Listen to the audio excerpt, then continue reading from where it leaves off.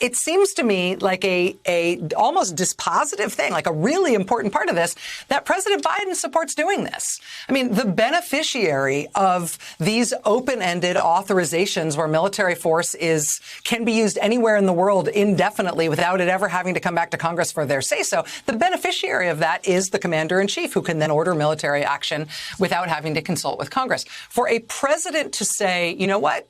I should not have that power in an open-ended way. We should return to the way that the Constitution intended. These authorizations should be ended, and if we need a new one for a specific reason, we'll pass it then, and it won't be open-ended.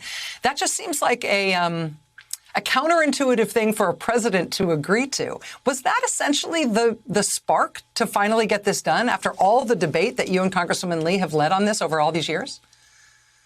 I would say, Barbara has been a spark, and I praise Todd Young, my Republican colleague, but I think the ingredient that really has been key is Joe Biden. And what I would say is Joe Biden's confidence and his competence.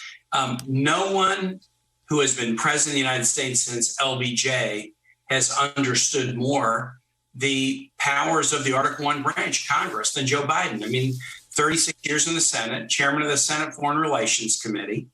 And it takes an extremely self-confident president to say, I want to inhabit every square centimeter of the Article II powers, but I'm not threatened by a Congress inhabiting every square centimeter of the Article I powers. Most presidents feel threatened when Congress starts to exert some interest in war powers issues. Joe Biden doesn't feel threatened. He understands Congress has to be as vigorous and protective of Article I powers as the president is of Article II powers. And so I think we will successfully repeal the zombie Iraq authorizations, 1991 and 2002.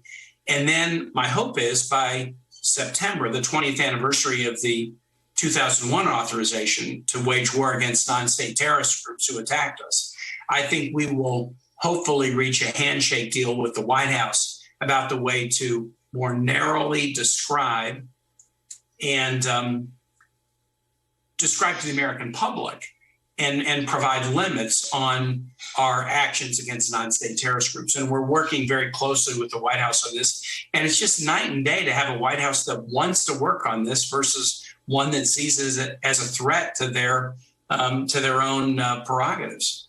Right, exactly. One who not only understands the constitutional prerogatives here, but isn't insecure about them. It's amazing how much progress you can make once you drop that.